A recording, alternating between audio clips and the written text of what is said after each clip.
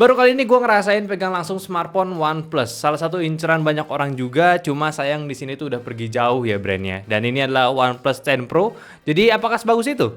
Jujur ya, gue langsung terpatahkan sama ekspektasi gue dengan handphone yang satu ini. Mungkin karena flagshipnya kali ini tuh udah nggak se-OnePlus kayak sebelumnya. Lebih ke handphone flagshipnya Oppo yang lebih flagship aja.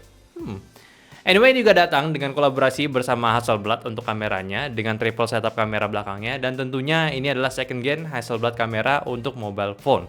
Main cam-nya itu punya 48 megapiksel sensor IMX789 dengan OIS, telefotonya 8 megapiksel OIS juga, dan ultrawide-nya di 50 megapiksel dengan range view-nya itu di 150 derajat. Di second gen ini pun juga kabarnya udah di-enhance juga di area noise reduction-nya, better dynamic range-nya itu, serta untuk prosesing pengambilan gambarnya udah di-improve lagi. Yang kalau dari segi hasilnya sendiri tuh ya udah bagus lah, bener-bener dapat detail di setiap objek itu udah rapi banget. Dynamic range-nya pun juga aman dari shadow ke highlight-nya, ya udah top of the line lah untuk kamera smartphone ya. Dan ultra wide-nya 50 megapiksel pun juga memberikan nice touch yang kadang untuk beberapa smartphone terlebih ke non flagship itu cuma bikin hancur gambar aja. Di handphone itu enggak, masih bagus. Dan lu pun juga dikasih fitur 150 derajat untuk mengambil gambar secara ultra wide tanpa distorsi yang lebay, atau kalau mau buat ala-ala fisheye pun juga bisa pakai handphone ini.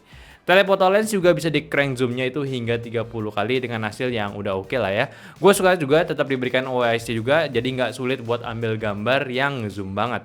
Anyway, juga ini sama kayak Android lainnya, lu juga bakal diberikan fitur AI dan juga portrait mode untuk mencoba fitur kamera yang berbeda dari ya, fitur standarnya.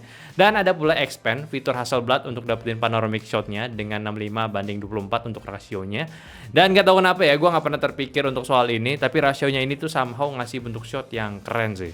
Kalau buat videonya itu udah punya ya 8K 24 fps ya tertingginya, which is ini nice to know fitur yang mungkin gak bakalan kita pakai juga. Tapi untuk standarnya sendiri, Full HD ini bisa memberikan hasil yang udah outstanding juga. Warnanya, dynamic range-nya, dan juga stabilisasi dari OIS-nya itu udah match semua lah ya, memberikan gambar yang premium.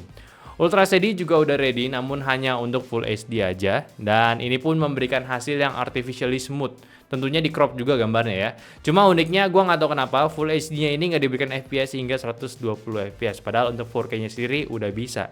Ini menurut gue sih cukup menjadi pertanyaan besar juga sih. Kamera depannya ini udah menggunakan 32 megapiksel dengan gambar yang sudah oke juga, dengan perekaman video yang cuma mentok di Full HD 30 FPS. Ya sebenarnya sih nggak ada yang spesial sih untuk kamera depannya. Dan untuk kamera sendiri ya gue udah bisa cukup apresiasi lah ya. Nggak memberikan gambar burik untuk di handphone ini, cukup promising untuk si Hasselblad-nya ya.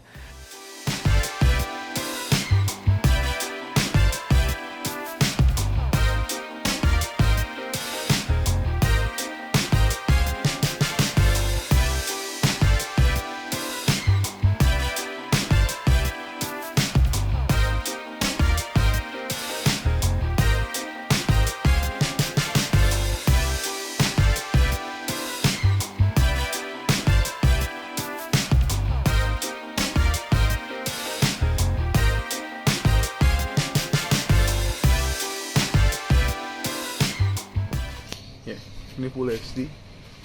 Gue nyalain ultra steady-nya atau stabilizer ya. Jadi gue nggak perlu repot-repot ngeluarin gimbal, langsung bisa record, vlogging atau reporting, terserah sesuai kebutuhan. Cuman ini oke lah.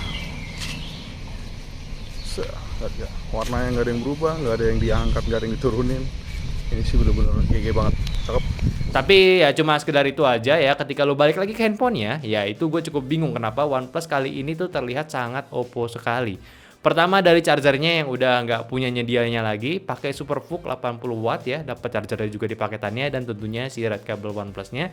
Ya bagus ya, 5000 mAh lu ngecas handphone ini cuma 30 menit doang dari bener-bener habis. Dan wireless charging pun tetap ada, pakai AirVOOC ya, 50 watt juga, dan ya udah gitu ya, balik lagi. Nggak se-eksklusif OnePlus punya gitu ya. Untuk OS-nya udah menggunakan Oxygen OS 12 ya, based Android 12 juga, dan udah ditanamkan di device ini yang merupakan sebuah OS yang asik. nggak ada iklan, dan ya minimalis, stick to the functionnya gitu ya. Cuma ada beberapa yang gue kurang suka untuk si customisasi si OnePlus ini, kayak ada secara defaultnya itu udah diaktifin fitur OnePlus Self atau widgetnya gitu, yang tonggolinnya itu dari swipe kanan atas layarnya. Yang mana buat gua itu ya pakai panel notifnya itu di sisi kanan ya jadi salah terus gitu. Ya kalian bisa juga sih sebenarnya nonaktifin, tapi buat fitur defaultnya si OnePlus ya gua rasa malah jadi kelihatan useless ya. Dan bagian fingerprint untuk scannernya ini menurut gua juga terlalu ke atas posisinya. Jadi untuk penempatan pattern untuk ya lock pattern ya juga terlalu ke atas, yang bikin gue itu agak kesulitan ketika nggak buka lock screennya itu tanpa fingerprint. Ya case-nya itu pas gua lagi pakai sarung tangan gitu. Ya itu sih impresi gua dari OnePlus, sebetulnya itu nggak mendapatkan pengalaman yang asik. Tapi sisanya handphone ini tetap terbaik cuy. Udah menggunakan latest CPU juga dari Snapdragon 8 Gen 1 ya. Performa tinggi, dapat di Antutunya tuh di 912.000 juga. Gue juga dapat yang si handphone ini 256 GB.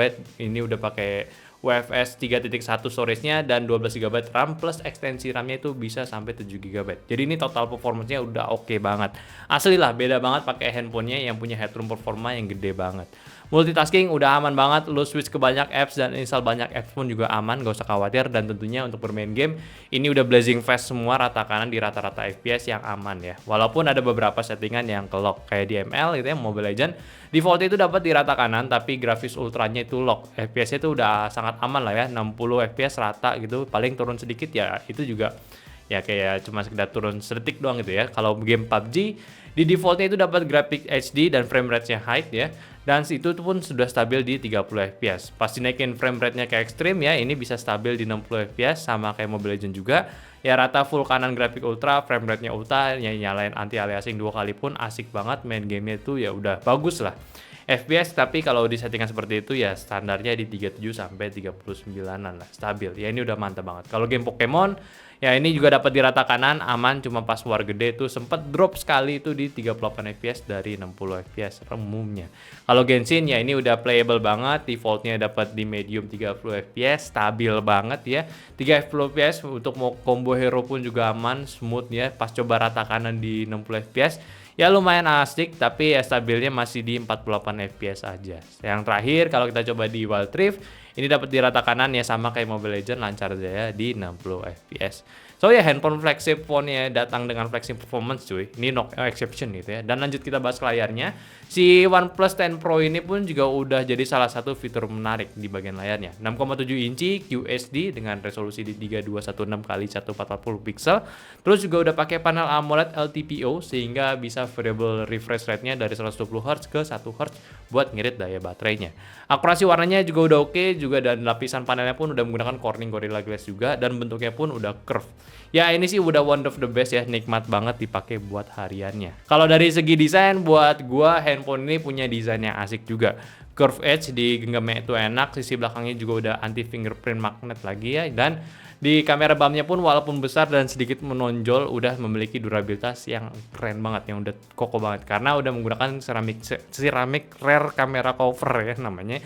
Dengan beberapa tes ya ini jadi udah nice banget. Untuk tombol sisi kanannya ada power button dan slidernya pun dipakai untuk buat mode getar dan juga mode silent yang mirip-mirip kayak iPhone.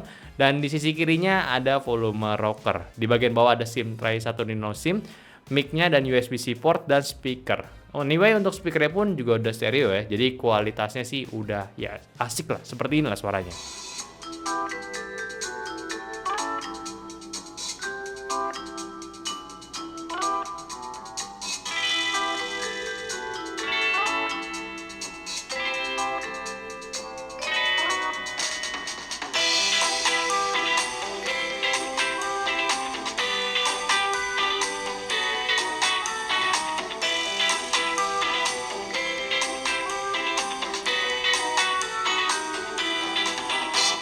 So buat handphone ini dari segala aspek sebetulnya ini udah masuk ya top tier smartphone saat ini. Gak bisa gue pungkiri lagi selama gue cobain handphone ini, premium semua yang gue dapat dari desain, body, performa, dan experience penggunaannya. Walaupun tetap ada yang gue kurang serak dari kayak kolaborasi kecil si OnePlus ini dengan Oppo yang menghilangkan eksklusivitas si handphonenya sendiri. Karena kayak brand handphone collab dengan brand handphone lainnya gitu ya, kayak agak kurang gitu ya. Gue lebih maklum sama brand handphone yang collabnya tuh dengan brand kamera sih. Jadi ya itu aja sih satu poin kurangnya si handphone ini. Sayang juga ya, handphone ini juga nggak gue jadiin full daily driver juga karena beberapa aspek gue kurang convenient juga buat dipakai sama si handphone ini buat harian. Jadi gue lebih ke impresinya aja sih untuk si OnePlus 10 Pro-nya. Dan sekali lagi ini handphone premium yang menarik banget.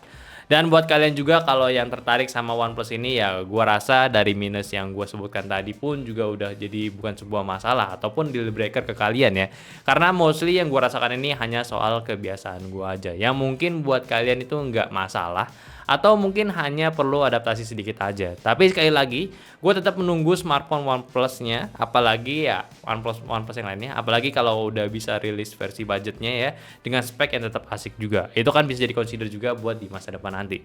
Ditambah kalau bisa OnePlus tiba-tiba ya berencana masuk lagi ke Indonesia gitu ya, kayaknya tuh bakalan mantap banget. Kalau sekarang ya pilihan kalian untuk membeli handphone ini palingnya beli di online store aja yang mau jual si handphonenya. Kayak ini aja gue dapet di Studio Ponsel dengan harga sekitar 14 jutaan aja. Itu pun ada pilihan warna hitam dan juga warna ini, warna hijau. Yang menurut gue sih buat di kelas flagship ini masih masuk akal ya dari harganya dengan spesifikasi yang ditawarkan.